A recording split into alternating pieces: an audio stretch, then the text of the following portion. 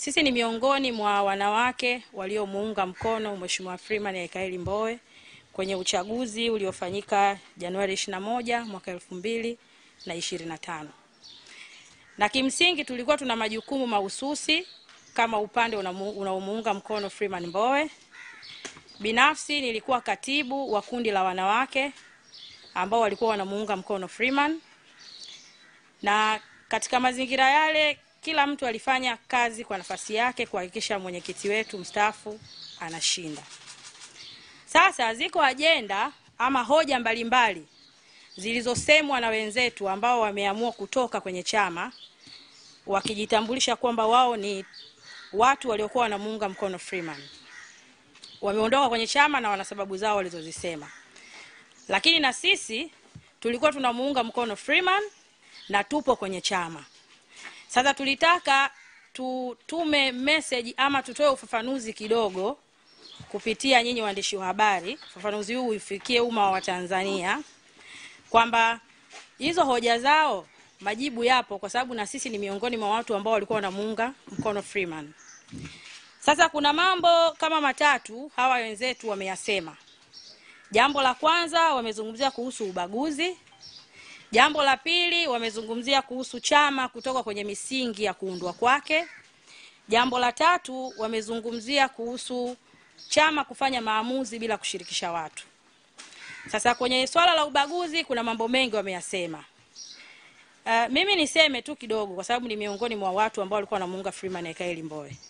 Mimi ni kiongozi wa baraza la wanawake kwa nafasi yangu. Sijawahi kuona kitu kinachoitwa ubaguzi kwetu. Sijawahi kuona kitu kinachoitwa kukosekana kwa upendo. Sijawahi kuona kitu kinachoitwa kuitwa majina tofauti tofauti kama ambavyo Mheshimiwa Catherine Nruge alivyokuwa anasema. Hapa kuna hoja moja ambayo wenzetu wameshindwa pengine kuiweka vizuri ama wanaogopa kuisema. Kinachotokea ama kilichotokea kwa wenzetu ni kitu kilichosababishwa na kiburi chao, ubinafsi na kutokukubaliana na matokeo. Waandishi wa habari wote mnafahamu kwamba hakuna uchaguzi usiokuwa na makundi. Ukishaita uchaguzi lazima kuwe kuna pande mbili.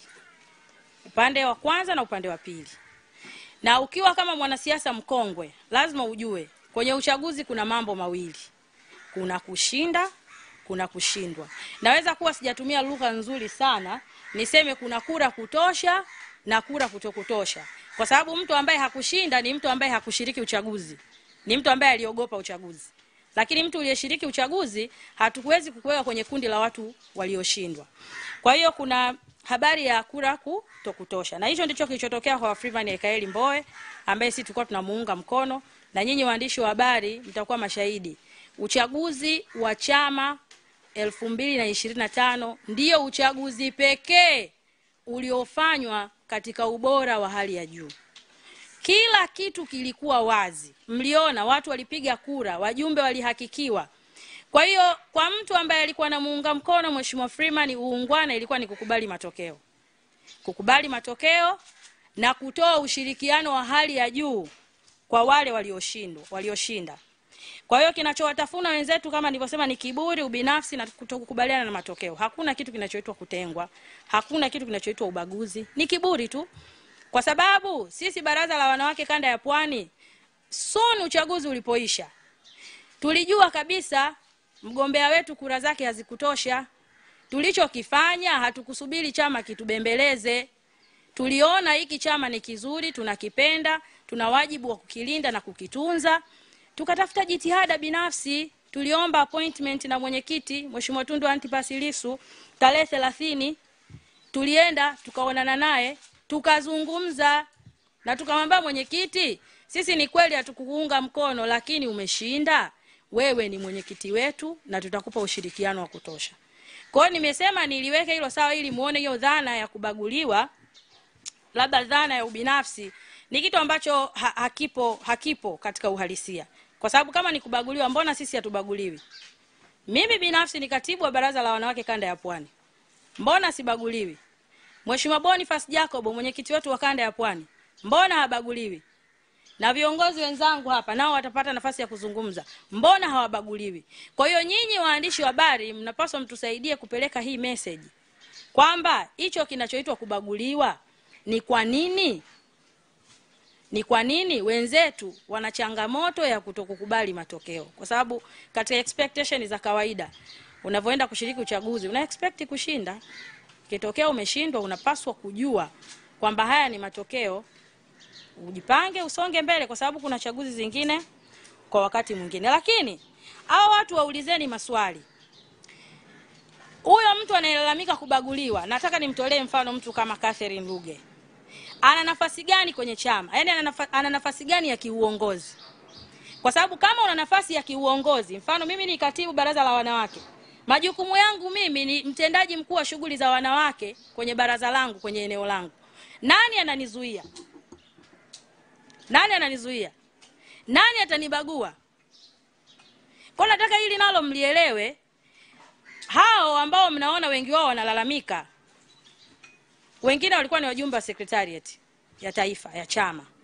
Manake saa hizi ni wanachama wa kawaida. Wanatumia neno maarufu unaitwa wakunja ngumi, right? Ni wakunja ngumi tu kama wakunja ngumi wengine. Sasa unapolalamika unabaguliwa kivipi? Kwa namna ipi? Ni wapi umeshindwa kutimiza majukumu yako? Kwa sababu tunafahamu chaguzi zina maumivu na ni kweli. Lakini katika mazingira tuliopo haya ya kichama, tunaona tunaelekea kwenye vita. Unasubiri kubembelezwa? Wewe ni kamanda? Wewe ni mwana mageuzi? Wewe ni mwana mapinduzi? Kwa hiyo tulitaka hilo kwanza mlione na mlitathmini. Jambo lingine la pili ambalo wenzetu wameli address, wanasema hivi: chama kimetoka kwenye misingi ya kuundwa kwake. Sasa mimi naomba nisome katiba ya Chama cha Demokrasia na Maendeleo ya mwaka 2006 toleo la 2019. Sura ya 4. Hapa wanazungumzia madhumuni ya chama. Madhumuni. Kuna madhumuni ya kisiasa, madhumuni ya kiuchumi na madhumuni ya kijamii. Sasa tuja kwenye madhumuni ya kisiasa 411. Kuhakikisha kuwa chama chetu kinashinda chaguzi za kiserikali na kushinda dola kwa njia ya kidemokrasia ili kuleta maendeleo endelevu kwa taifa letu. Ndugu waandishi wa habari, hilo mnavyoliona tulisimamia. Kwa sababu chaguzi zilizopo sio chaguzi zinazotumia njia ya demokrasia. Kwa hiyo moja kati ya mambo tunayoyafanya ni pamoja na kulinda madhumuni ya chama chetu. Hatuwezi kwenda kuingiza chama kwenye uchaguzi ambao tunajua hata tukishinda hatutangazwi.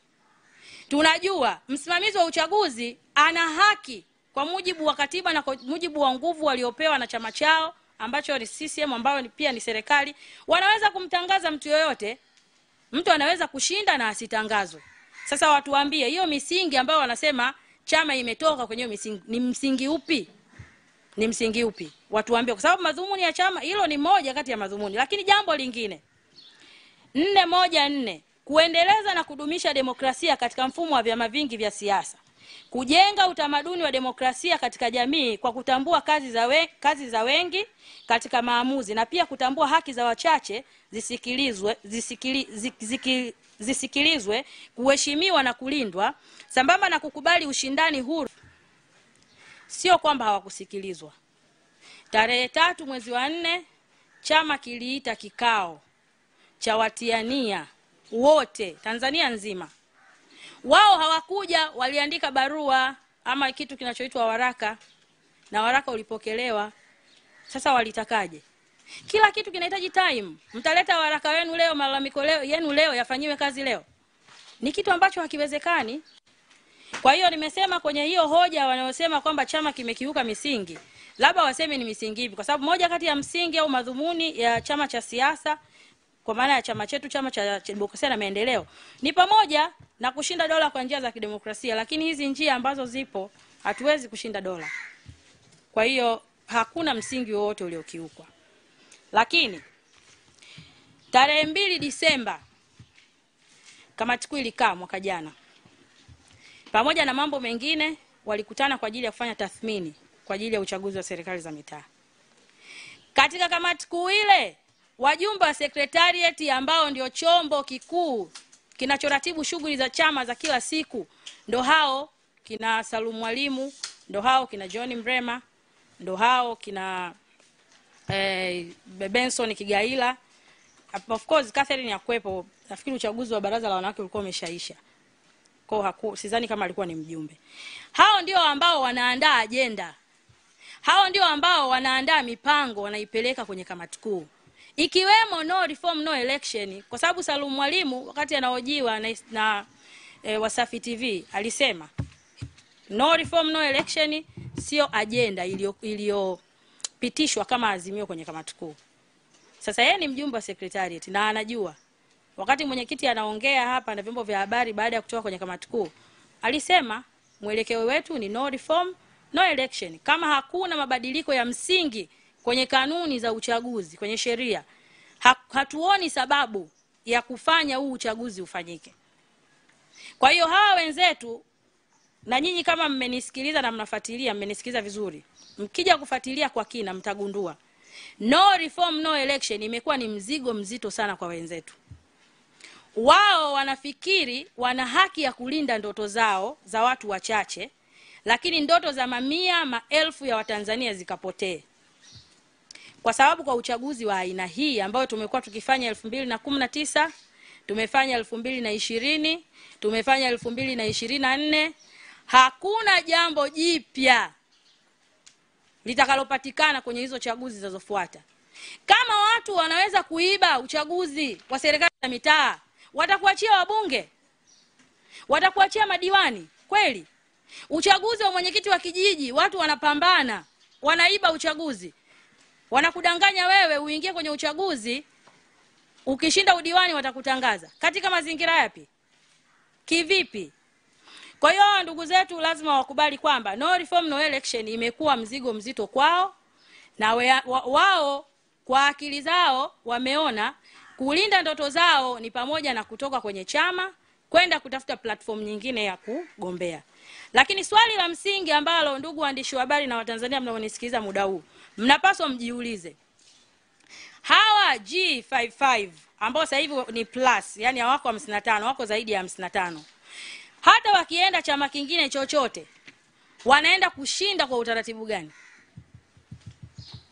Yani wanaendaje kushinda huu uchaguzi? Yani mfano leo mathalani, sisemi wanaenda Chauma, sisemi wanaenda ACT. Tuashumu wanaenda moja kati ya vyama vya siasa vingine ambao vimekidhi vigezo. Wanaenda kushinda vipi? Na kwa nini walishindwa kushinda Chadema 2019 serikali za mitaa, 2020, 2024? Huku wameshindwaje? Alafu huko kwenye chama kingine wanaenda kushinda. Kwa hiyo kwa wale ambao wanaojua siasa ni nini, utajua kabisa hapo kuna kazi inayofanyika, kuna mradi unaoendelea wa kuonyesha kwamba serikali imeshiriki uchaguzi na watu wengine, kitu ambacho ni kiini macho. Kwa hiyo wanaenda kutumika kuisaidia CCM kuendelea kuwaumiza Watanzania. Obviously lazima tu watakuwa wamefikia negotiation pengine za kupewa baadhi ya majimbo, kwa sababu kwa mazingira ya kawaida hawa watu hawawezi kushinda. Na kama wanasema watashinda, watuambie kwa nini 2020 hawakushinda wakiwa Chadema. Ama kwa tafsiri nyingine watuambie serikali iko tayari kushiriki uchaguzi na vyama vingine lakini sio na Chadema. Yaani serikali inataka uchaguzi huru na wa haki, lakini sio Chadema ikiwepo kwenye kinyang'anyiro. Hiyo ndo tafsiri. Kwa sababu kama unaondoka Chadema ili ukatimize ndoto zako kwenye chama kingine tena cha upinzani, hebu utuambie, maana itakuwa ni jambo jipya na geni, utuambie iko chama unaenda kushinda vipi? Kwa hiyo ndugu wa Tanzania, tunataka muelewe kwamba no reform no election ni miongoni mwa sababu iliyofanya wenzetu waamue kufikia maamuzi hayo. Lakini wanapaswa kuelewa Tundu Antipas Lissu ni mtu mwenye misimamo. Na siasa za sasa hivi za upinzani zinahitaji mambo makubwa mawili kwa mtu anayegombea au anayejiita kiongozi. Moja, uadilifu; mbili, uaminifu. Kwa sababu watu wapo, pesa zipo, watu watakuchangia, watu watajitokeza, wanakuamini. Wewe ni mwadilifu? Wote hapa mnamfahamu Tundu Antipas Lissu. Ni mwanadamu ana mapungufu, lakini kwenye eneo hili la upinzani amepimwa, akapimika, akakamilika. The same to makamu mwenyekiti John Heche, mmemuona huko kwenye ziara. Hana muda wa kunegotiate kwa sababu kama ni swala la kukaa na kukubaliana, tufikirie kwamba hizo tume zote zilizokuwepo kwa ajili ya kuleta mapendekezo, kwa ajili ya kuona namna gani tunaweza kupata uchaguzi huru na wa haki, haya walioyasema mpaka leo hawajayafanyia kazi. Shida ni muda, shida ni utayari. Tuseme shida ni muda. Okay. 2015 mpaka sasa hivi ni miaka 10. Bado serikali ndani ya miaka 10 wanashindwa kufanya reforms. Yaani inawezekanaje mimi ni mgombea, wewe ni mgombea, alafu wakala wangu ambaye ananiwakilisha mimi ndo natakiwa nimtambue, sio wewe. Wewe unamtambua wewe wakala wa kazi gani? Wakala ni mbadala wangu mimi. Mimi ndo natakiwa nikwambie huyu mimi ni wakala wangu. Kwa hiyo wewe swala la kuthibitisha huyu ni wakala wangu ni mimi nimekwambia huyu ni wakala wangu, na hiyo inatosha. Kwa hiyo kuna mambo yanaendelea ni ngumu katika akili ya kawaida kukubali kuikanyaga demokrasia. Tunawakosea Watanzania, tunajikosea sisi wenyewe, lakini tunashindwa kuweka misingi mizuri kwa ajili ya chaguzi zijazo. Watu wanatakiwa kufahamu, watu wanaofaa kuwa viongozi wa nchi hii sio wanachadema na CCM na TLP na ACT Wazalendo peke yao. Kuna watu wako nje ya mifumo ya vyama. They are very good kwenye leadership. Wanatamani wangepata fursa ya kuisaidia nchi yao kwenye eneo la uongozi, lakini wakitazama hakuna platform yoyote kwa tume hii inayoitwa Tume Huru ya Uchaguzi, kwa sheria hizi ambazo huyu mtu ataweza kwenda na akashinda. Sasa ni kutukosea kwa sababu anaona anafaa, lakini msimamizi wa uchaguzi anaweza kumtangaza anayemtaka yeye. Huku ni kuwapotezea muda wa Tanzania. Kwa ndugu wanahabari, mimi niseme hayo kwa utangulizi, na niko na wenzangu hapa ambao nao walikuwa kwenye timu ya Freeman. Tulifanya kazi kwa uaminifu na kwa uadilifu wa hali ya juu. Hatukuwa tunafanya siasa wakati tunamuunga mkono mwenyekiti mstaafu. We was real. Tulikuwa tunamuunga mkono kweli. Lakini uchaguzi umeisha. Tunaye mama anaitwa Chadema. Sio Tundu Lissu, sio Freeman Mbowe. Tuna kitu kinaitwa Chadema, Chama cha Demokrasia na Maendeleo, ambacho tumewekeza nguvu zetu wengine miaka 30 sasa. Mimi nina miaka 10 Chadema, ni kijana, nina ndoto. Sitamani kwenda kushiriki uchaguzi kweli? Sitamani mimi kuwa mbunge? Sitamani mimi kuwa diwani? Sitamani nchi yetu hii kushinda? Chama changu mimi kushinda na mimi nikae waziri mkuu? Na mimi nikae waziri wa michezo na sanaa? Sitamani kweli? Natamani, lakini katika mazingira haya hatuwezi kuongopeana. Hatuwezi kufanya siasa za udalali. Hatuwezi. Ifike mahali serikali ikubaliane na mawazo yetu kwamba atakayeshinda awe ni yeye ama ni sisi, atangazwe bila kujali. Kwa hiyo tuna mapendekezo mengi ya reforms, chama kimesha yatoa zaidi ya 42, wanayo wakakae wayatafakari. Lakini hao wenzetu ambao wameondoka kwenye chama, kifupi, wameamua kuwa madalali wa kisiasa. Wameamua kuwa madalali wa kisiasa, na wanasema hivi, tangu enzi za Yesu Kristo Mnazareti, usaliti wowote wa hali ya juu lazima uhusishe vipande 30 vya fedha. Yesu mwenyewe watu walipewa mzigo. Nataka kuambia ukweli, mnafuatilia. Sasa sisi tumekataa kufanya siasa za drama, kufanya siasa ambazo zinaumiza watu wetu kila siku. Hatujui saa hizi Mdude yuko wapi. Ali Kibao amekufa. Tuna vijana wetu Temeke hapo, hawajakamatwa kwa sababu ya uchaguzi, lakini it's all about politics. It's enough. Inaweza kuwa sio wewe, inawezekana wewe una mahusiano mazuri na dola, hawakukamati, hawakupigi, hawakuumizi.